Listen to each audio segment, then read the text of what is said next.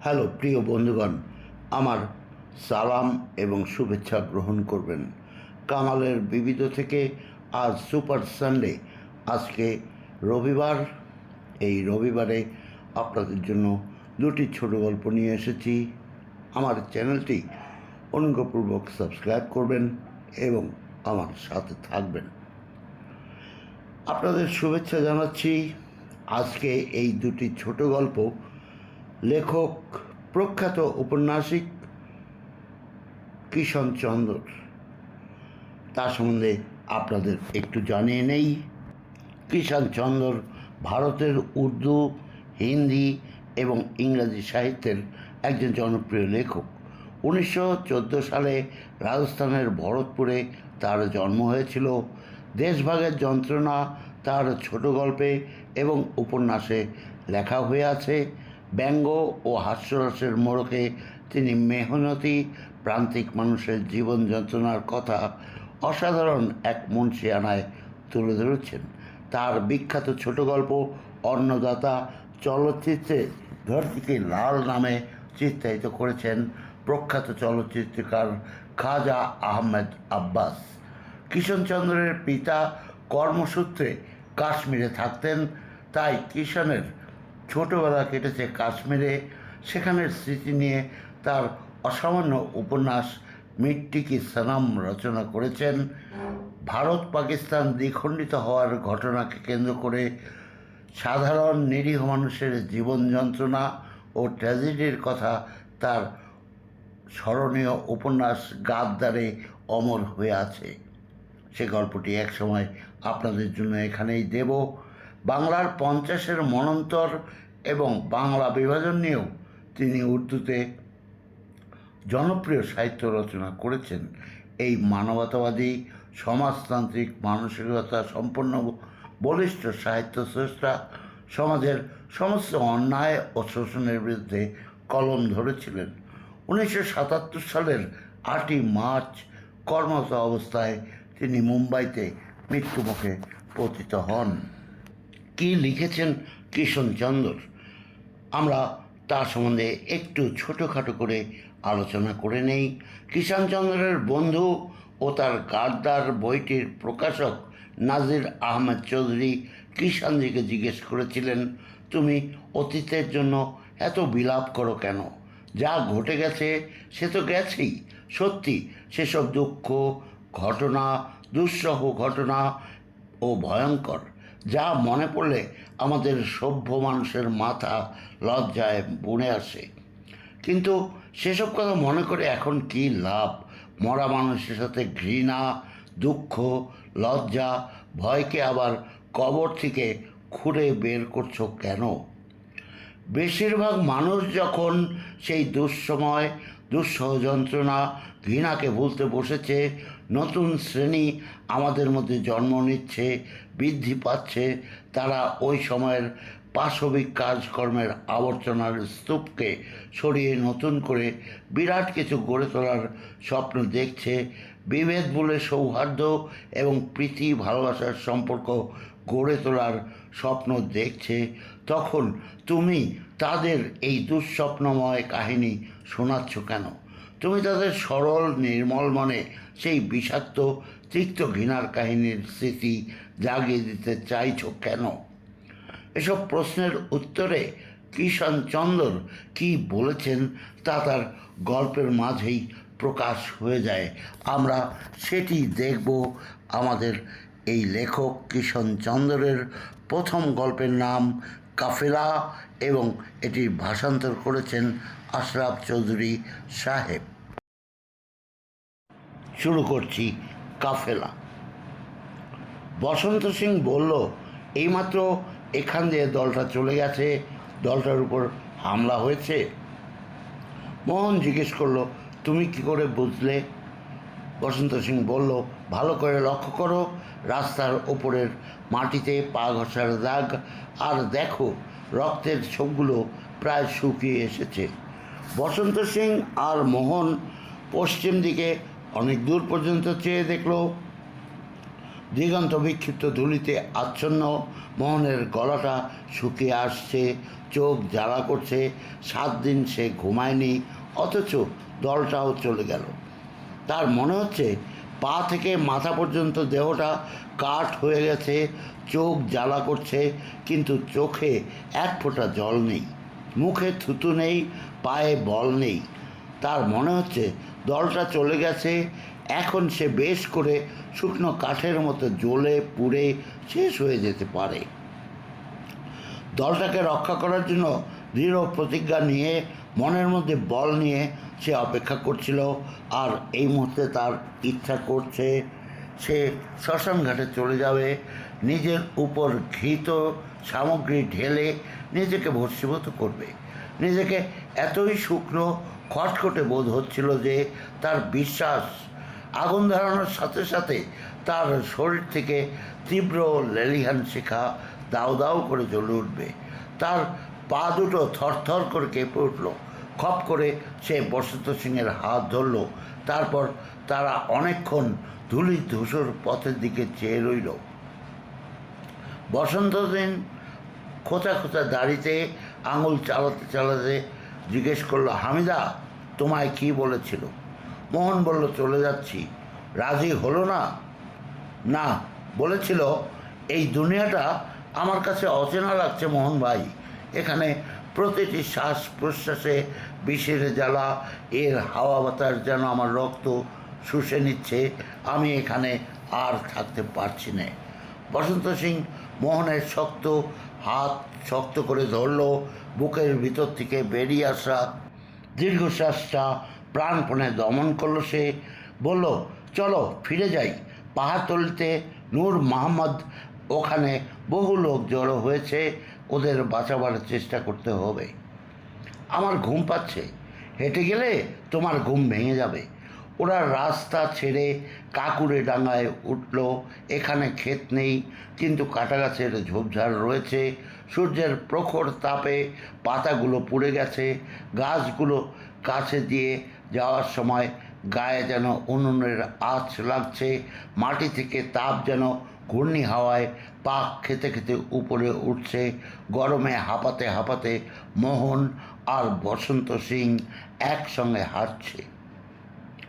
কোথাও কোথাও কাঠবিড়ালি গাছের গুঁড়িতে হাঁপাচ্ছে, তারপর পায়ের শব্দে আচমকাই লাফ মেরে নিজের নিজের কোটরের দিকে দৌড়ে পালাচ্ছে। হঠাৎ সামনে দিয়ে একটা বড় সাপ সরসর করে রাস্তা দিয়ে চলে গেল। এক মুহূর্তের জন্য বসন্ত সিং আর মোহনের পা থেমে গেল। তারপর আবার হাঁটতে শুরু করলো ওরা। মোহন বলল, আমি আর তো হাঁটতে পারছি না। বসন্ত সিং জবাব দিল, নালার ধারে যে সাঁকোটা আছে সেটির নিচে বসবো, একটু জিরিয়ে নিয়ে আবার হাঁটতে শুরু করব, কিন্তু বেশিক্ষণ বসা চলবে না। চৌকির লোকজন হয়তো পাহাড়তলির খবরটা পেয়ে গেছে, দলটার কাছে খবর পেতে পারে। আমাদের তাড়াতাড়ি সেখানে পৌঁছানো উচিত। একটু জোরে হাঁটো, খুব ক্লান্ত হয়ে পড়লে আমি না হয় তোমাকে বয়ে নিয়ে যাব। মোহন তখন ঠিকভাবে হাঁটতে শুরু করলো। নালার ধারে এসে থামল ওরা। চারিদিকে চেয়ে রইল, কোনো জনপ্রাণী নেই। নির্জন পৃথিবী, নির্জন আকাশ, একটা চিল পর্যন্ত আকাশে উঠছে না। নালার জল দহে ঘুরপাক খেতে খেতে ধীরে ধীরে বয়ে চলছে। বসন্ত সিং খুব মনোযোগ দিয়ে সাঁকোটা দেখতে দেখতে বলল, দলটার কিছু লোক এদিক দিয়ে গেছে। হঠাৎ মোহনের কাছেই একটা ঝোপের নিচে সে কিছু যেন দেখতে পড়ল। বলল, ওগুলো কি? ঝোপে কিছু লাশ পড়েছিল। একটা কবর খোঁড়ার চেষ্টা হয়েছে যেন, পণ্যশ্রম ভেবে ছেড়ে দিয়েছে, কিন্তু মাটি আর ঘাসপাতা দিয়ে ঢেকে দিয়েছে লাশগুলো। ওপারে বাবলার একটা বড় ডাল রয়েছে। মোহন আর বসন্ত সিং দৌড়ে সেখানে গেল। ডালগুলো তুলে ঘাস পাতাগুলো সরাতেই লাশগুলো নজরে পড়ল। প্রথম লাশটার হাতে একটা শক্ত লাঠি, পায়ে একজোড়া মজবুত জুতো, ময়লা লুঙ্গিতে বাঁধা একটা পুটলি। মোহন পুটলিটা খুলে দেখল ছোলা, শুকনো ছোলা, ব্যাস, আর কিছু নেই। বুকের মাটি সরানো হলো, সেখানে একটা গভীর ক্ষত। তারপর মাটি ছড়িয়ে আর কিছুই দেখা গেল না, মাথাটা নেই। মোহন বলল, পিরানদ বা তেলির লাশ বলে মনে হচ্ছে। বসন্ত সিং মাথা নাড়ল, বলল, না, আমার মনে হচ্ছে ফজ্জা কুমোর। লাশটা সরিয়ে মোহন দ্বিতীয় লাশটা দেখতে শুরু করলো। খালি পা, ঊর্ধ্বাঙ্গ অনাবৃত একটি মেয়ে, বড়জোর বছর 7 বয়স, পরনে সবুজ রঙের সালোয়ার, দাঁত দিয়ে ওপরের ঠোঁট কামড়ে ধরেছে, চোখ বন্ধ, কানে সোনার রিং, শরীরে কোনো ক্ষতচিহ্ন নেই। মোহন বলল, আরে, এ তো খোদাবক্সের মেয়ে। একদিন আমি সখীপুর থেকে ফিরছিলাম, দুপুরবেলা, ঝাঁঝা রোদ্দুর, মেয়েটা মোষকে জল খাওয়াচ্ছিল। আমি জিজ্ঞেস করলাম, তোমার কাছে কি লস্যি আছে? মেয়েটা নালার ধারে কুজো রেখেছিল, সেই এক কুজো থেকে লস্যি সবটুকু ঢেলে ঢকঢক করে খেয়ে ফেললাম আমি।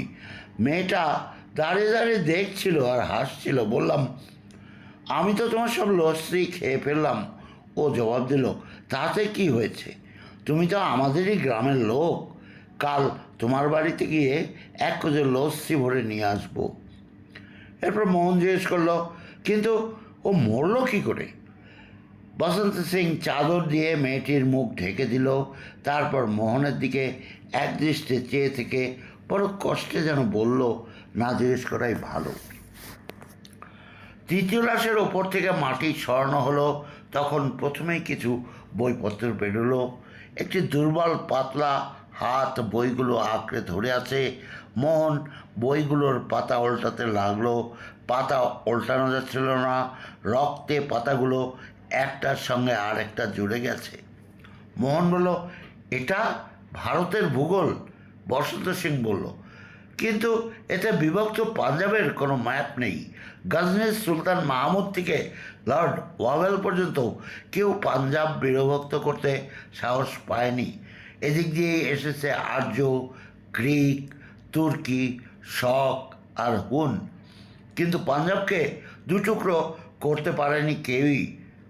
এটা ভারতের ইতিহাস, কিন্তু এতে শুধু প্রস্তর আর ধাতু যুগের আলোচনা হয়েছে। বিংশ শতাব্দীতে ভারতে যে প্রস্তর আর ধাতু যুগ ফিরে এসেছে তার কোনো আলোচনা নেই। মোহন তৃতীয় বইখানার পাতা উল্টালো, বলল, এটা বিজ্ঞান, এটা ড্রয়িং, এটা এটা কি? মোহন আর বসন্ত সিং দেখল ছেলেটির অন্য হাতে একটা পুটলি।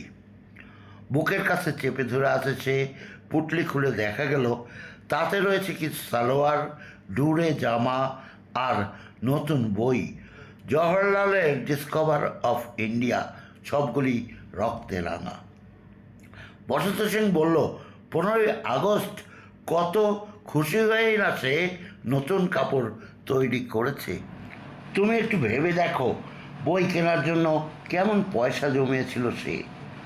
মোহন কাঁপা কাঁপা হাতে বইটা তুলল, বলল, জওহরলালজি যদি ভারতকে বুঝতো তাহলে হয়তোবা এমন ভুল করতো না।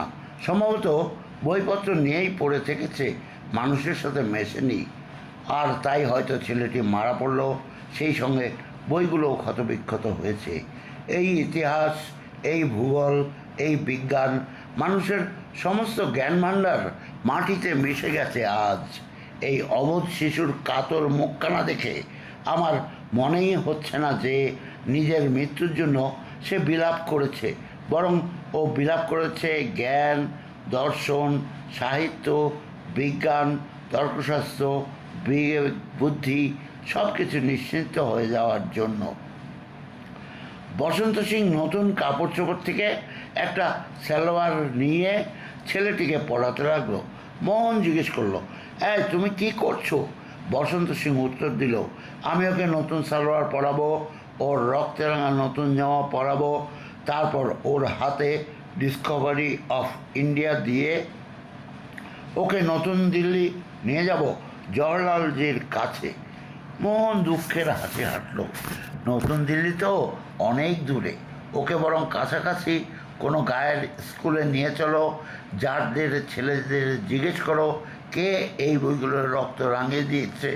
তারপর লুধিয়ানার বাজারে আর স্কুল কলেজের ছেলেদের জিজ্ঞেস করো, এই বইগুলি চেনো তোমরা? জ্ঞান বিজ্ঞানের জিম্মাদার তোমাদের ধন সম্পদ লুট হয়ে যাচ্ছিল তখন তখন তোমরা কোথায় ছিলে?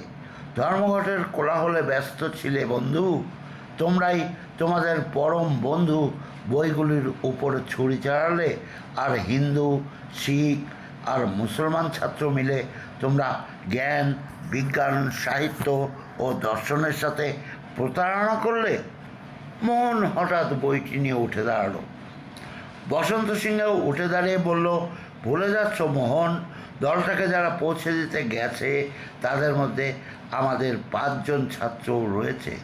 মোহন উত্তেজিত কণ্ঠে জিজ্ঞেস করলো, 5,000-এর মধ্যে 5 জন কিংবা 10 লক্ষের মধ্যে 5 জন?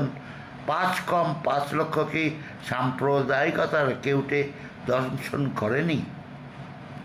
বসন্ত সিং ছেলেটিকে কাপড় পরাতে পরাতে কিছু ভাবছিল, ভেবে জবাব দিতে যাচ্ছিল। এমন সময় সাঁকোর ওপর পায়ের শব্দ শোনা গেল। 2 বন্ধু ঘুরে দেখলো 4-5 জন লোক দৌড়াতে দৌড়াতে তাদের দিকে আসছে। তাদের সামনে কুলবন্ত সিং এবং গোপাল। বসন্ত সিং জিজ্ঞেস করলো, কী খবর কুলবন্ত? বসন্ত সিংয়ের ছোট ভাই কুলবন্ত জবাব দিল, দলের উপর হামলা হয়েছে, আমরা অল্পের জন্য বেঁচে গেছি, জগজিৎ মারা গেছে। যাত্রা দলে খুব ভারী। একটু থামলো সে, তারপর মোহনের দিকে চেয়ে বলল, 10-12 জন লোক মারা গেছে, ওই হামিদাকে তুলে নিয়ে গেছে ওরা। মোহন কাঁপতে লাগলো। বসন্ত সিংয়ের ঘাড়ের শিরার রগগুলো ফুলে উঠল, চোখ মুখ লাল হয়ে গেল তার। মৃদু কণ্ঠে জিজ্ঞেস করলো, তোমরা চেনো তাদের?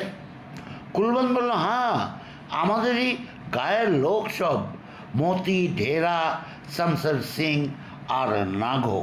ওরা গায়ের হিন্দু ও শিখদের ভয় দেখিয়ে আমাদের বিরুদ্ধে দলে টেনে নিয়েছে। ওরা এখন পাহাড়তলিতে চড়াও হতে যাচ্ছে নূর মোহাম্মদ নাম্বরদারের বাড়ি। বসন্ত সিং জিজ্ঞেস করলো, তোমরা কজন রয়েছো? কুলবন্ত বলল, এখন গায়ে যাওয়া মানে মৃত্যুর মুখোমুখি হওয়া। আমাদের সঙ্গে কে কে আসবে? আমি গায়ে যাচ্ছি। কুলবন্ত তার জামা ধরে ফেললো, অনুনয়ের কণ্ঠে বলল, তোমাকে মেরে ফেলবে ওরা, ওখানে যেও না, ওয়াও গুরুর দিব্যি। বসন্ত সিং নিজের জামা ছাড়িয়ে নিয়ে কড়া গলায় জিজ্ঞেস করলো, আমার সঙ্গে কে কে যেতে চাও বলো?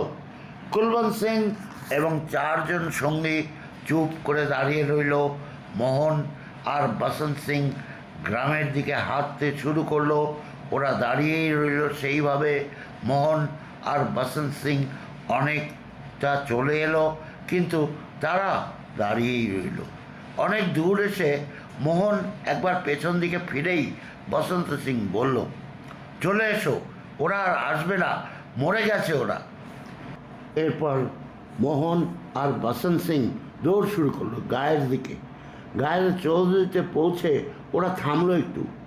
একজন আরেকজনের মুখের দিকে তাকালো। মোহন জিজ্ঞেস করলো, তোমার কাছে রিভলভার আছে? বলল, হ্যাঁ, আমার কাছেও আছে, তবে এগিয়ে চলো। ওরা আবার হাঁটতে লাগলো। বসন্ত সিংয়ের বাড়ি পর্যন্ত এলো ওরা, কিন্তু কারোর সঙ্গেই দেখা হলো না। দরজা বন্ধ, চারিদিকে স্তব্ধতা। তেলির ঘরের দরজা ভেঙে পড়ে আছে তেলি। উঠোনে ভাঙা ফাটা হাড়ি চোখে পড়ল। আর একটু এগোতেই দাতা হালুইকরকে দেখা গেল, সে একটা কুড়োলে ধার দিচ্ছে। মোহন বলল, দাতারাম তুমিও? হাতা নাড়তে নাড়তে কুড়োলে চলে এলে। হিন্দু ধর্ম কি জয় হোক। দাতারাম লজ্জিত হয়ে বলল, সবই লুটে নিচ্ছে, তাই ভাবলাম আমি বা পেছনে পড়ে থাকি কেন। বসন্ত সিং ওর হাত থেকে কুড়োলটা কেড়ে নিয়ে দূরে ছুঁড়ে ফেলে দিল। টেলিদের পাড়ায় তোমার বাড়ি, চিরকাল ওরা তোমার দোকানে খেয়েছে, তোমার রুজি রোজগার চালিয়েছে, লজ্জা করে না তোমার? দাতারাম চেঁচিয়ে উঠল, বলল, লজ্জার জন্যই আমি পড়ে রয়েছি। মতি, নাগো, শমশেরকে বলো না, গায়ের জোয়ান ছোকরাদের বলো, তবেই বুঝবো কথা। এক বুড়ো হালুইকরের কুড়োল কেড়ে নিয়ে খুব বাহাদুরি দেখাচ্ছ তুমি, তাই না? কিন্তু তখন মোহন আর বসন্ত সিং অনেকটা চলে গেছে। পুকুর পাড়ে একটা বটগাছ, তার নিচে একটা খুঁটিতে লাল লেটার বক্স টাঙানো, সেখানে দুটো গরুর গাড়ি দাঁড়িয়ে আছে। মহারাজ পালোয়ান আর জব্ব স্যাকরা ফজা কুমারের বাড়ি থেকে বড় বড় বোসকা বেঁধে নিয়ে বেরিয়ে আসছে। মোহন আর বসন্ত সিংকে দেখে ওরা থমকে দাঁড়ালো। মোহন গিয়ে মহারাজ পালোয়ানের জামার কলার ধরল। ওরা হামিদাকে কোথায় নিয়ে গেছে বলো? মহারাজ মোহনের হাত ধরে এক ঝটকা মেরে নিজেকে ছাড়িয়ে নিল। দাটা শক্ত করে ধরল সে। বসন্ত সিং তার সামনে রিভলভারটা ধরে বলল, শিগগির বলো, আমাদের দেরি হয়ে যাচ্ছে। মহারাজের মুখ থেকে ফেনা করাতে লাগলো, কিন্তু সে নিরুপায়। জব্ব স্যাকরা কাঁপতে কাঁপতে বলছিল, ওরা বলছিল সবাই নাগরবাড়িতে জমা হবে, ওখানেই ভোজ খাওয়া হবে, সারা গায়েই হামিদার নেমন্তন্ন, ওখানেই। সে চুপ করে গেল, মাথা হেট করে দাঁড়িয়ে রইল। মোহন কাঁপতে শুরু করে দিল। বসন্ত সিং বলল, তোমরা আমাদের সঙ্গে নাগরবাড়িতে চলো। মহারাজ আর জব্ব দুজনেই যেতে অস্বীকার করলো। জব্ব বলল, নাগর কাছে রাইফেল আছে, শামশেরের কাছে রিভলভার আছে, আমি শুনেছি ওরা তোমাকেও শেষ করে দিবে। মোহন আর বসন্ত সিং দ্রুত হাঁটতে লাগলো। পিপল গাছের নিচে অনেক লোক জড়ো হয়েছে, কারণ সামনেই নাগর বাড়িটা। তাদের হাতে তরোয়াল, বর্ষা, দা আর কুড়োল। নাগর বাড়ি থেকে মাঝে মাঝেই একটা আর্তনাদ ছড়িয়ে পড়ছে। অমনি পাশবিক উল্লাসে চিৎকার করে উঠছে লোকগুলো। একটা লোক ঢোল নিয়ে দাঁড়িয়ে আছে, আর্তনাদ শোনার সঙ্গে সঙ্গে ঢোল বাজাতে শুরু করছে। দু চারজন লাফিয়ে ঝাঁপিয়ে নাচানাচিও করছে। মোহন আর বসন্ত সিংকে সামনে আসতে দেখেই লোকগুলো হঠাৎ যেন স্তব্ধ হয়ে গেল। ঢোলওয়ালারা ঢোল বাজানো বন্ধ হয়ে গেল। নাচছিল যারা, তাদের পা থেমে গেল। কেউ কেউ তরোয়াল, বর্ষা, কুড়োল সামনে ধরল। যারা এদিক ওদিক ছড়িয়ে ছিটিয়ে ছিল তারা দলের মধ্যে এক জায়গায় জড়ো হয়ে গেল। মনোযোগ দিয়ে দেখতে লাগলো মোহন আর বসন্ত সিংকে। মোহন আর বসন্ত সিং পিপুল গাছের কাছে গিয়ে দাঁড়িয়ে পড়ল। তাদের পেছনে নাগর বাড়ি, সেখান থেকে মাঝে মাঝে একটা আত্মচিৎকার ভেসে আসছিল। সামনে লোকজন, এই গায়েরই তারা, দীর্ঘকাল এদের সাথে একত্রে বসবাস করে আসছে। বসন্ত সিং, তারই ভাই, বন্ধু, আত্মীয় স্বজন, জ্ঞাতি গোষ্ঠী, হিন্দু আর শিখ, এবং 800 বছর ধরে এরাই ভাই, বন্ধু, আত্মীয় স্বজন সম্পর্কের প্রীতিবন্ধনে পাশাপাশি বাস করে আসছে মুসলমানদের সাথে। আর এখন 1947 সালের 16ই আগস্ট বিকালবেলা ওদের চেহারা দেখে মনেই হয় না বসন্ত সিংয়ের সাথে কোনো দিন তাদের কোনো সম্পর্ক ছিল। নাগর বাড়ি থেকে আবারও একটা আত্মচিৎকার ভেসে এলো। বসন্ত সিং কঠোর স্বরে বলল, ঢোল বাজাও এখন, থেমে গেলে কেন? ভেতরে তো সেই হামিদাই রয়েছে, যাকে কোলে নিয়ে খাইয়ে দিতে তোমরা। রলদঘুরো, তুমি নাচতে নাচতে থেমে গেলে কেন? তোমারই তো মেয়ে হামিদা, যাকে মেয়ে আমার, মেয়ে আমার বলতে বলতে তোমার মুখ কখনোই ক্লান্ত হতো না। তোমার সেই মেয়েই হামিদা, যে ছোটোবেলায় তোমার মুখ থেকে খাবার কেড়ে নিয়ে খেত। তোমারই সেই হামিদা বানু, যে লুধিয়ানায় পড়তো। তুমি তার বিয়েতে নিজের ট্যাগ থেকে যৌতুক কিনে দেবে বলেছিলে। হামিদার এই সেই বিয়ে দিচ্ছ তুমি, তাই না? নাগর বাড়ি থেকে আবারও সেই তীক্ষ্ণ চিৎকার ছড়িয়ে পড়ল। মোহন বলল, আমি ভেতরে যাচ্ছি। বসন্ত সিং নিষেধ করলো, বলল, থামো। তারপর ভিড়ের দিকে তাকে জিজ্ঞেস করলো, শুনলাম তোমরা নাকি আমাকে খুন করতে চাও? লোকজন সবাই স্তব্ধ। বসন্ত সিং নিজের রিভলভার তাদের সামনে ছুড়ে দিল। মোহনই নিজের রিভলভারটা ফেলে দিয়ে বলল, বসন্ত সিং, আমি ভেতরে যাচ্ছি, তুমি ওদের বোঝাও। বসন্ত সিং বলল, থামো, এরা এখন একটু দাঁড়াও, আমিও সঙ্গে যাচ্ছি। কিন্তু মতিকে আমি বোঝাতে পারবো, আমার কথা শুনবে সে। যাচ্ছি আমি, বলতে বলতে মোহন নাগর বাড়ির দিকে এগিয়ে গেল। লোকগুলো পাথরের মতো স্তব্ধ হয়ে রইল। ভেতর থেকে দরজা খটখট করে শব্দ হলো। কেউ যেন একটা দরজা খুলেল। হঠাৎ গুলির শব্দ, সেই সঙ্গে একটি মেয়ের আর্তনাদ, তারপর চারিদিকে স্তব্ধতা। বসন্ত সিং এবার লোকগুলোর দিকে ফিরে তাকালো। আচ্ছা, এবার আমি নিজে ভেতরে যাচ্ছি। সে ভেতরে যাওয়ার জন্য পা বাড়ালো। ভিড়ের মধ্যে কে একজন বলল, ভেতরে যেও না, ওরা মদ খেয়ে মাতাল হয়ে আছে, তোমাকেও মেরে ফেলবে। আরেকজন বলল, এই রিভলভারটা সঙ্গে নিয়ে যাও বসন্ত সিং। সে রিভলভারটা বসন্ত সিংয়ের দিকে ছুড়ে দিল। রিভলভারটা ওখানেই পড়ে রইল। সেটাকে লাথি মেরে সে লোকগুলোকে বলল, এই রিভলভার তোমাদের মতো ভীতুদের জন্য, বলে সে ভেতরে চলে গেল। ভেতরের দরজায় খটখট শব্দ, কেউ যেন দরজা খুলল। তারপর দাঁড়াম করে কিছু একটা পড়ে যাওয়ার আওয়াজ। আবার দরজা বন্ধ হলো। এরপর আবারও চারিদিকে নিস্তব্ধতা। ভিড়ের মধ্যে লোকগুলো যেন শ্বাসরুদ্ধ হয়ে গেল। বুক ঢিপ ঢিপ করতে লাগলো। হাত থেকে কুড়োল খসে পড়লো তাদের। অনেকক্ষণ পর দরজা খুলল। বসন্ত সিং আস্তে আস্তে বেরিয়ে এলো। ডান কাঁধে মোহনের লাশ, বা কাঁধে হামিদার লাশ। দুটি লাশ থেকেই দরদর করে রক্ত ঝরছে। সে নাগর বাড়ির সদর দরজায় এসে দাঁড়ালো। সামনের লোকগুলো পাথরের মতো বোবা হয়ে দাঁড়িয়ে রইল। বসন্ত সিং হতাশ কণ্ঠে বলল, আমার গুরুজন, আমার বন্ধুবান্ধব, আত্মীয় স্বজন, তোমরা আমাদের বহু বছর পরিশ্রম জলে ভাসিয়ে দিলে। পুরানো জগতে ধ্যান ধারণা বিভ্রান্ত হয়ে নতুন জগৎকে 10 বছর পেছনে ঠেলে দিলে। আমি এখন গায়ের চণ্ডী মণ্ডপে যাচ্ছি। পথভ্রষ্ট বন্ধুদের পথ চেয়ে থাকবো আমি সেখানে, কারণ আজ সন্ধ্যা হতে না হতেই পাহাড়তলির নূর মোহাম্মদের বাড়িতে পৌঁছতে হবে। সেখানে সেসব লোক জড়ো হয়েছে, তাদের বাঁচাতে হবে। এতে তোমরা কে কে সাহায্য করতে চাও আমাকে? লোকগুলো চুপ করে দাঁড়িয়ে রইল। নিজের জায়গা থেকে এক পাও নড়ল না কেউ। বসন্ত সিং দুটো লাশই কাঁধে নিয়ে মাথা হেট করে আস্তে আস্তে হাঁটতে শুরু করলো। চণ্ডীমণ্ডপে পৌঁছবে চারিদিকে তাকালো। সেখানে কেউ আসেনি। চণ্ডীমণ্ডপ মল্লযুদ্ধের একটা আখড়াও বটে। সেখানে সে চাষিদের সঙ্গে বড় বড় লড়াইয়ে যোগ দিয়েছে। বেশ কবার হারতেও হয়েছে তাকে, কিন্তু আজকের এমন পরাজয় কখনো তার কপালে জোটেনি। বসন্ত সিং চণ্ডীমণ্ডপের খোলা জায়গা দিয়ে এগিয়ে গেল।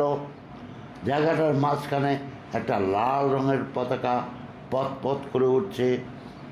সেই পতাকার নিচে গিয়ে সে দাঁড়ালো, একা এবং নিঃসঙ্গ। বসন্ত সিংয়ের বাঁ কাঁধে হামিদার লাশ, ডান কাঁধে মোহনের লাশ। সে দুটোই লাশই কাঁধে নিয়ে সে একাকী পতাকার নিচে দাঁড়িয়ে রইল। ইন্টারন্যাশনাল গাইছিল সে। অনেকক্ষণ ধরে সে একা দাঁড়িয়ে দাঁড়িয়ে গাইল, কিন্তু কেউ এলো না। তার পা দুটো তেতে আংড়ার মতো লাল হয়ে উঠেছে। হামিদা আর মোহনের রক্ত আর তার ঘাম একসঙ্গে মিলে শুকনো মাটিতে গড়িয়ে পড়ছে, এবং তার একক কণ্ঠস্বর দুপুরের স্তব্ধতায় চারিদিকে প্রতিধ্বনিত হচ্ছে। শুধু একটি পতাকা পথপথ করে উঠছে হাওয়ায়। সে সারাটা দুপুর নিজের দুই মৃত সঙ্গীকে কাঁধে নিয়ে গেয়ে চলল। কেউ এলো না। স্তব্ধ দিগন্ত, শূন্য চণ্ডীমণ্ডপ, নির্জন পৃথিবী। বিকেলের কাছাকাছি বসন্ত সিং দেখল একজন দুজন করে নিরস্ত কৃষক পাড়া দিয়ে মাথা নিচু করে এসে চণ্ডীমণ্ডপে জড়ো হচ্ছে। শেষ হয়ে গেল লেখক কৃষ্ণচন্দ্রের কাফেলা নামক গল্পটি। এটির ভাষান্তর করেছেন জনাব আশরাফ চৌধুরী মহাশয়। এবার শুরু করছি দ্বিতীয় ছোট গল্প। এই ছোট গল্পটি পাকিস্তানের মোহাম্মদ আলী জিন্নাহ ও ভারতের জওহরলাল নেহরুকে উদ্দেশ্য করে লেখা কোনো এক পতিতার পত্র। কিষাণ চন্দ্রের লেখা এই গল্পটি শুরু হয়েছে এভাবেই যে, পণ্ডিত জওহরলাল নেহরু ও কায়েদে আজম জিন্নাহ সমীপেশু। আমার দৃঢ় বিশ্বাস এর আগে কোনো পতিতা আপনাকে কোনো পত্র লেখেনি, আর আপনিও কখনো আমাদের সমাজের কোনো নারীর মুখ দর্শন করেননি। আমি জানি আমার মতো পতিতা আপনাকে চিঠি লেখা কতটা অশোভনীয়, তাও আবার এরকম একটা খোলা চিঠি। কিন্তু কি করি, আজকের অবস্থাটা এরকম। তাছাড়া এ দুটো মেয়ের অনুরোধও বড় নির্মম। চিঠি না লিখে আমার উপায় নেই। এ চিঠি আমি আপনাকে লিখছি না, বেলা আর বোতল আমাকে দিয়ে লেখাচ্ছে। আমায় ক্ষমা করবেন। এক পতিতা আপনাদেরকে নির্লজ্জ খোলা চিঠি লিখছে। আমি লজ্জিত, আমি অপরাধী। আমি খোলা মনেই আপনার কাছে ক্ষমা প্রার্থনা করছি, আমায় ক্ষমা করবেন। আর যদি এ পত্রের কোনো ছত্র আপনার অমনোনীত হয়, তাহলে সেটা আমার নির্মম নিরুপায়তা বলেই ধরে নেবেন। বেলা আর বোতল কেন এই চিঠি লেখাচ্ছে আমাকে দিয়ে? এ দুটো মেয়েই বা কারা, আর এদের অনুরোধই বা এত নির্মম কেন? সেসব কথা বলার আগে আমি আমার সম্বন্ধে আপনাদের কিছু জানিয়ে নিতে চাই। না, ব্যস্ত হবেন না। আমি আমার অন্ধকার জীবনের ইতিবৃত্ত আপনাকে শোনাতে বসিনি। আমি এও বলবো না কেমন করে কি অবস্থায় আমি বেশ্যায় পরিণত হয়েছি। কোনো ভদ্রতার মুখোশ এঁটে আপনার কাছে সাহায্যের প্রত্যাশীও আমি নই। আমি আপনাকে ভদ্রতাকে ভালোভাবেই চিনি। আমার জীবনের সাফাই গাইবার জন্য কোনো মিথ্যা প্রেমের উপাখ্যানও আপনাকে শোনাব না। বেশ্যা জীবনের কলঙ্কময় ইতিবৃত্ত শোনাবার জন্য এ পত্রের অবতারণাও নয়।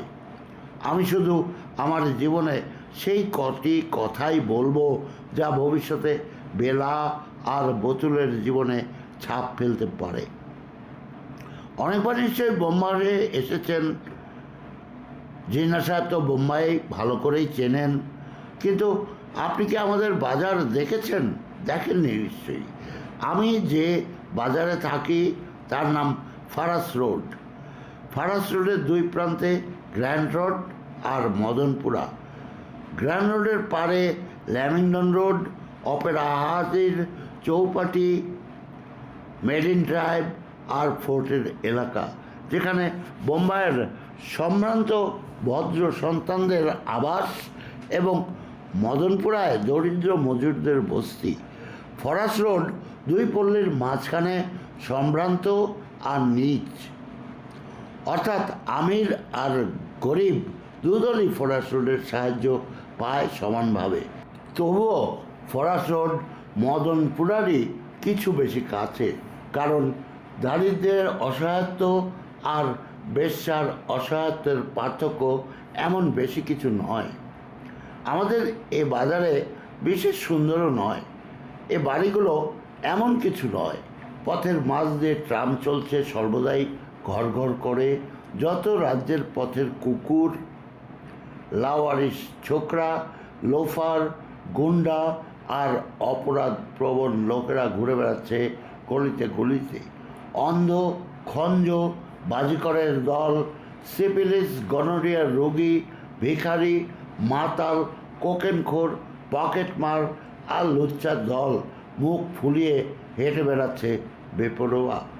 নোংরা হোটেল, ফুটপাতে আবর্জনার মাছের ভনভনানি, কাঠ আর কয়লার গুদাম, বেশ্যার দালাল, বাসি ফুলের মালাওয়ালা, সিনেমার গানের বই বিক্রেতা, নগ্র ছবি আর কামশাস্ত্রের বইয়ের দোকান, চীনা নাপিত আর ইসলামী নাপিত, আর রাস্তার মাঝখানে নেংটি এঁটে ভোজপুরি পালোয়ানদের অহরহ ঝগড়ার দৃশ্য।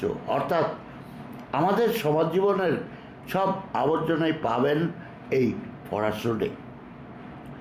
আপনি যে কখনো এখানে আসেননি সে তো জানাই কথা, কারণ ভদ্রলোকেরা এখানে আসে না, তারা থাকে গ্র্যান্ড রোডের অপর পারে, আর যারা খুবই সম্মানিত তারা থাকে মালাবার হিলসে। আমি একবার জিন্নাত সাহেবের বাড়ির সামনে দিয়ে গিয়েছিলাম, সেখানে ঢুকে সালামও করেছিলাম। বোতুল আমার সঙ্গেই ছিল। বোতুল আপনাকে অর্থাৎ জিন্নাত সাহেবকে কত যে ভক্তি করে সে কথা আমি ব্যাখ্যা করতে পারবো না। আল্লাহ ও রসুলের পর সে যদি কাউকে সম্মান করে সে হচ্ছেন আপনি।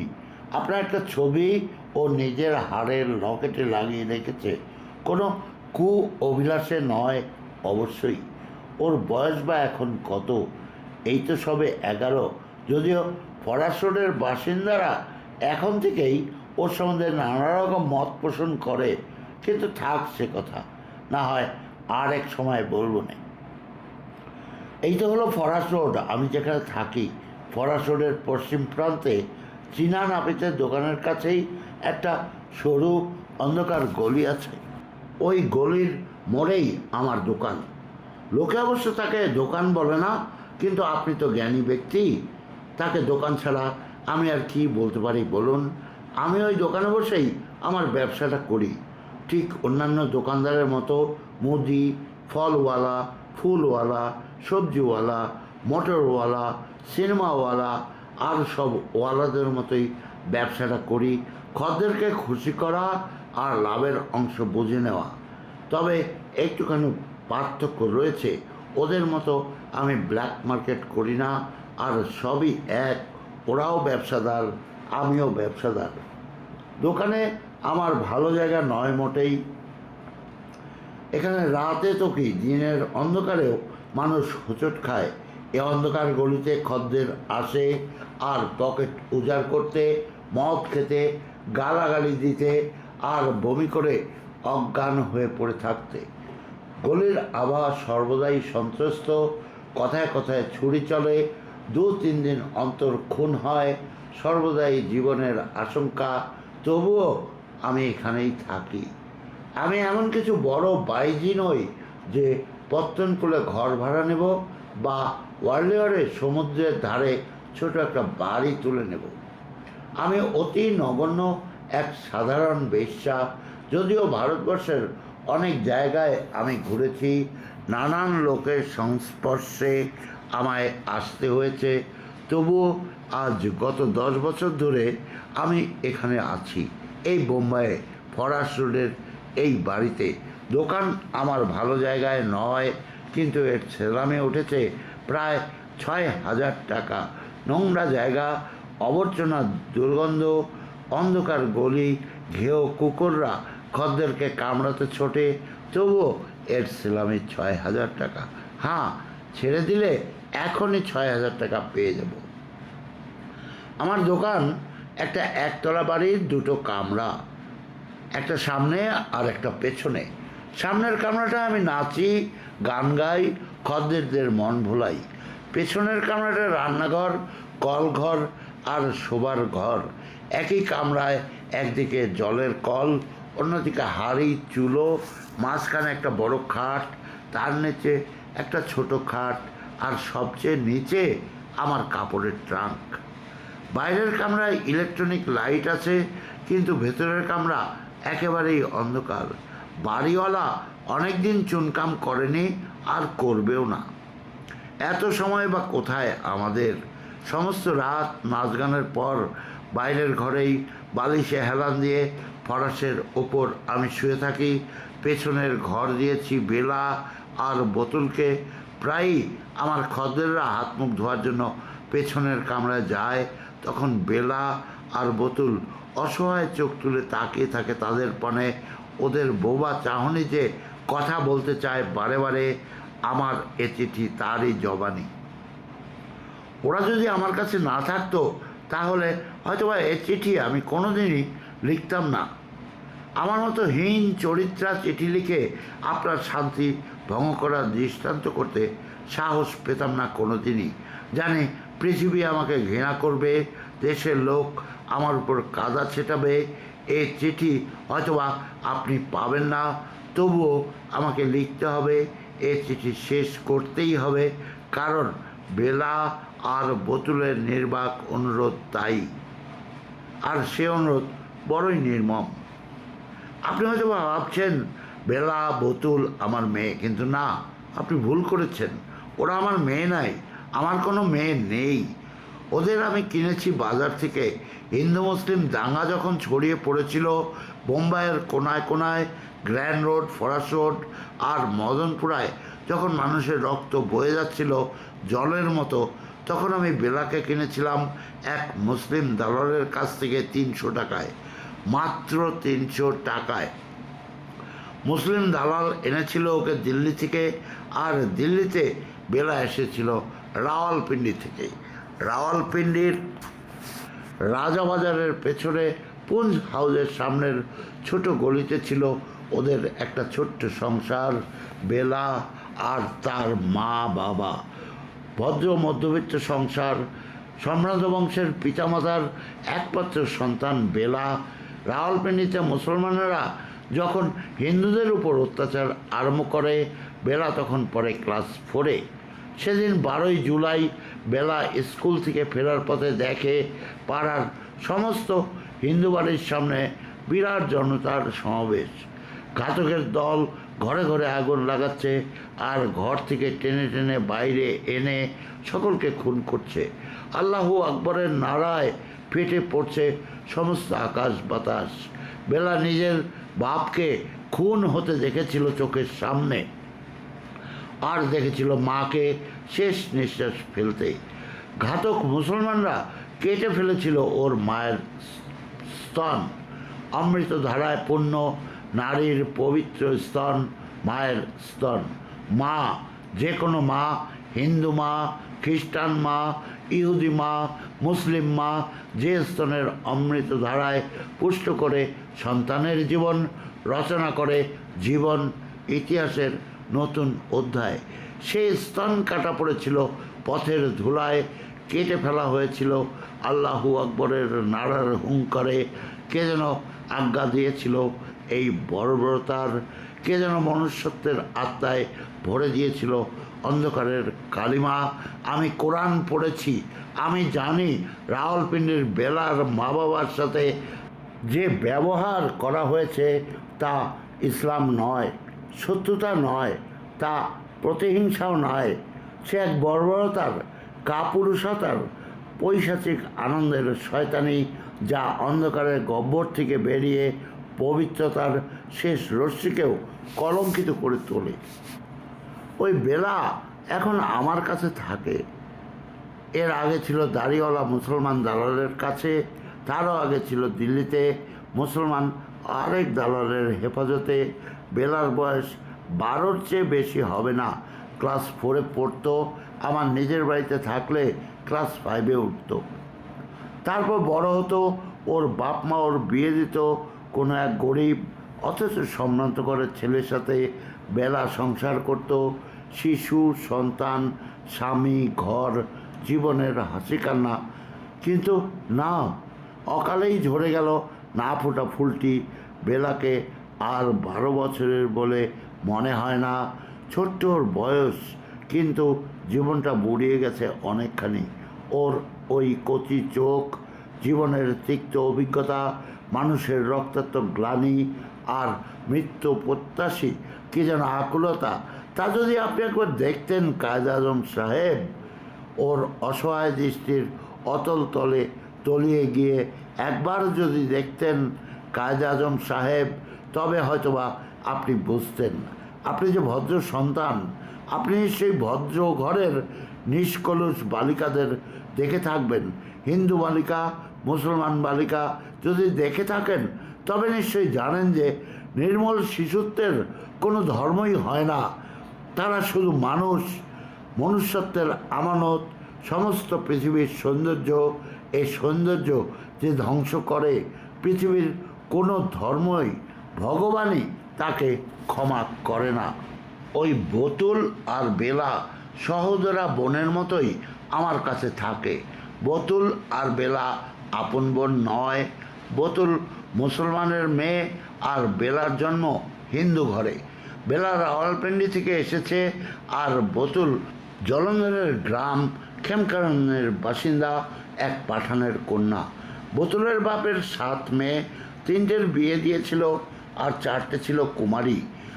বতুলের বাপ খেমকিরণের এক সাধারণ চাষি, গরিব কিন্তু ইমানদার। শতাব্দী পূর্বে ওদের পূর্বপুরুষেরা আস্তানা গেড়েছিল জলন্ধরে। জারদের গ্রাম খেমকিরণে মাত্র 3-4 ঘর পাঠান। ওরা কতটা যে সহ্য করে ওখানে বাস করত সে কথা এ বয়সে পণ্ডিতজি আপনি ঠিকই বুঝতে পারবেন। মুসলমান হওয়া সত্ত্বেও গ্রামে মসজিদ বানাবার অধিকার তাদের ছিল না। ঘরে লুকিয়ে লুকিয়ে নামাজ পড়ত ইসলামের বান্দারা। শতাব্দী ধরে সেই রঞ্জিত সিংয়ের রাজ্য পাওয়ার সময় থেকে কোনো মমিন এ গ্রামে আর আজান হাঁকেনি। ইসলামের পবিত্রতায় উদ্ভাসিত ছিল তাদের অন্তঃকরণ, কিন্তু পৃথিবীর সামাজিকতাও কত নির্মম, করার সাধ্য ছিল না পাঠানদের। ওই বতুলটা ছিল বাপের আদুরে মেয়ে। 7 জনের মধ্যে সবচেয়ে ছোট, সবচেয়ে কোমল আর সবচেয়ে সুন্দর। এত সুন্দর যে হাত লাগালেও ময়লা হওয়ার আশঙ্কা জাগে। পণ্ডিত জওহরলাল নেহরুজি আপনার ধমনীতে তো কাশ্মীরি রক্ত প্রবাহিত। তাছাড়া আপনি তো একজন শিল্পী, আপনি ঠিকই বুঝতে পারবেন সৌন্দর্য কাকে বলে। আজ এই সৌন্দর্য আমার নোংরা জীবনের আবর্জনা জড়ো হয়ে পড়ে আছে। এখানে এর কদর বুঝবার মতো ভদ্রলোক পাওয়া খুবই মুশকিল। এখানে আসে অপরিচ্ছন্ন নোংরা যত মারোয়ারি, ঝোড়ো গোফওয়ালা ঠিকাদার আর জঘন্য নজরওয়ালা কালোবাজারি। বোতল একেবারেই অশিক্ষিতা, শুধু জিন্না সাহেবের নাম শুনেছিল আর পাকিস্তানে একটা মজার ব্যাপার ভেবে নাড়া লাগিয়েছিল। যেমন ছোট ছোট ছেলেরা বাড়িতে খেলে বেড়ায় ইনকালাব জিন্দাবাদ ধোয়া তুলে। ওর কতই বা বয়স, এই তো 11। অশিক্ষিতা বোতুল আমার কাছে এসেছে মাত্র কিছুদিন আগে। এক হিন্দু দালালের কাছ থেকে আমি ওকে কিনেছি 500 টাকা দিয়ে। এর আগে ও কোথায় ছিল তা আমি বলতে পারি না, তবে লেডি ডাক্তার যা বলেছে সে কথা শুনলে আপনি হয়তো পাগল হয়ে যাবেন পণ্ডিত জওহরলাল নেহরু জি। বোতুল এখন প্রায় পাগল। প্রায় ওর বাপকে হত্যা করার সময় জাঠেরা যে বর্বরতার নিদর্শন দিয়েছে তাতে বিগত 6 বছরের বয়সের হিন্দু সভ্যতা সম্পূর্ণটুকুই মুছে গেছে। আর মানুষের বর্বরতা বিভৎস নগ্ন রূপে আত্মপ্রকাশ করেছে। প্রথমে জাঠেরা তার চোখ দুটো উপড়ে ফেলে, তারপর মুখে পেচ্ছাপ করে, তারপর গলা চিরে আত্মাটা বের করে নেয়, আর তারপর একে একে প্রত্যেকটি বিবাহিত মেয়ের সঙ্গে পাশবিক উল্লাসে মুখে কালি মাখে। বাপের লাশের সম্মুখে প্রত্যেকটি মেয়ে রেহানা, কুলদাস খা, মার্জিনা, সুসান, বেগম একে একে প্রত্যেককে কলুষিত করে। বর্বররা চূর্ণ করে নিজেদের মন্দিরের মূর্তিগুলো, পাশবিক অত্যাচার করে তাদের ওপর, যাদের মধ্যে জন্ম দিয়েছে, কোলে পিঠে মানুষ করেছে, ঘুম পাড়ানি গান শুনিয়েছে, লজ্জায় পবিত্রতায় ভক্তি ভরে তাদের কাছেই মাথা নুয়েছে। সেই বোনদের উপর, বধূদের উপর, মায়েদের উপর হিন্দু ধর্মের সম্মান ধুয়ে গেছে, কর্তব্য উঠে গেছে, পবিত্রতা মুছে গেছে। আজ ঋগ্বেদের সমস্ত মন্ত্র স্তব্ধ, গ্রন্থ সাহেবের প্রত্যেকটি দোহা লজ্জাবনত, গীতার প্রতিটি শ্লোক ক্ষত বিক্ষত। কে পারে আজ আমায় অজন্তার সৌন্দর্যের ব্যাখ্যা করতে? কে পারে শোনাতে অশোকের গাথা? কে প্রশংসা করে ইলোরার ভাস্কর্যের? বোতলের অসহায় ঠোঁট, গাল, হাত এখন বর্বরদের দন্তাঘাতে চিহ্নিত, আর ওর সুডৌল জঙ্ঘার মাঝে অপর্যাপ্ত স্থানে তোমাদের অজন্তার মৃত্যু ঘটেছে।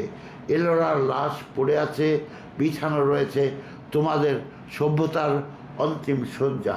এসো এসো, আমি তোমাদের দেখাই সৌন্দর্যের রূপ, সৌন্দর্যের পরাকাষ্ঠ, যা বোতল একদিন ছিল এবং সৌন্দর্যের জীবন্ত লাশ আজ যা বোতল হয়েছে। মাফ করবেন, উত্তেজনার আবেগে অনেক কিছু বলে ফেললাম। বোধহয় আমার এসব না বলাই উচিত ছিল। বোধহয় এর চেয়ে বেশি অপছন্দের কথা আজ পর্যন্ত কেউ আপনাদের শোনায়নি। আপনি হয়তো এসব কিছু করতে পারেন না, কিন্তু আমাদের দেশে তো স্বাধীনতা এসে গেছে, হিন্দুস্তানে আর পাকিস্তানে। তাই বেশ্যা হলেও এ প্রশ্ন করার অধিকার আছে আমার পথ প্রদর্শক নেতাদের কাছে, এই বেলা আর বোতুলের কি হবে। বেলা আর বোতুল দুটি মেয়ে, দুই জাত, দুই ধর্ম, মন্দির আর মসজিদ। বেলা আর বোতুল আজকাল ফরাস রোডে থাকে এক বেশ্যার বাড়িতে, যে চিনে নাপিতের দোকানের পাশে নিজের ব্যবসা চালায়। বেলা আর বোতুল এ ব্যবসা পছন্দ করে না। আমি ওদের কিনেছি, ইচ্ছা করলে ওদের দিয়ে আমি এ ব্যবসা করাতে পারি, কিন্তু তা আমি করব না। রাওয়ালপিন্ডি আর জলন্ধর ওদের দিয়ে যা করিয়েছে আমি তা করব না। আমি আজও ওদের পৃথিবীকে ফরাস রোডের পৃথিবী থেকে পৃথক রেখেছি। তবুও মাঝে মাঝে আমার খদ্দেররা যখন ঘরে হাত মুখ ধুতে যায়, তখন বেলা আর বোতুল বোবা দৃষ্টিতে কী যেন আমায় বলে। সে দৃষ্টি পড়ার শক্তি আমার নেই, তার সঠিক খবর আপনাদের দিতে পারছি না। আপনারা নিজে, কেননা একদিন এসে ওদের এই চাহনির ভাষাটা পড়ে যান না। আমি বলি কি পণ্ডিতজি, বোতলকে আপনি মেয়ে বলে গ্রহণ করেন না কেন? আরে জিন্না সাহেব, আপনিও বেলাকে নিজের মেয়ে বানিয়ে নেন না কেন? একবার, শুধু একবার ওদের এই ফরাস রোডের অরণ্য থেকে বের করে নিয়ে যান নিজের বাড়িতে, আর কান পেতে শুনুন লক্ষ লক্ষ আত্মার বুক ফাটা বেদনার সঙ্গীত, যে সঙ্গীত আজ মূর্ত হয়ে উঠেছে নোয়াখালী থেকে রাওয়ালপিন্ডি পর্যন্ত, ভরতপুর থেকে বোম্বাই পর্যন্ত। শুধু কি গভর্নমেন্ট হাউসেই তা শোনা যাবে? আপনি কি তা শুনবেন? আপনার বিনীত ফরাস রোডের পতিতা। বন্ধুগণ, শেষ হয়ে গেল আজ কৃষাণচন্দ্রের দুটি গল্প, কাফেলা এবং কোনো এক পতিতার গল্প। আজকাল বারে বারে এই গল্পগুলি পড়লে অনেক কথাই মনে পড়ে। ধর্ম আর ধর্মের আঙ্গিকে যে বিভক্তি আমাদের মাঝে আজও ছড়িয়ে আছে, মন বিষণ্ণ করে সেই কথা মনে করি। শেষ করে দিলাম আজকের মতো এই গল্পের আসর। আগামী মঙ্গলবার কামালের বিবিধতে পাবেন ধীরাজ ভট্টাচার্য মহাশয়ের যখন পুলিশ ছিলাম, এবং শুক্রবার পাবেন নিমাই ভট্টাচার্যের মেম সাহেব। আবারও আগামী রবিবার অন্য কোনো ছোট গল্প নিয়ে হাজির হব, কেননা কথাই দিয়েছি বাছাইকৃত বাংলা গল্পের এই চ্যানেল কামালের বিবিধ। আমার সাথে থাকুন, আমার চ্যানেল সাবস্ক্রাইব করুন। এতক্ষণ সাথে রইলেন, কেমন লাগলো আমাকে জানালে আমি বাধিত হব। আপনাদের অসংখ্য ধন্যবাদ।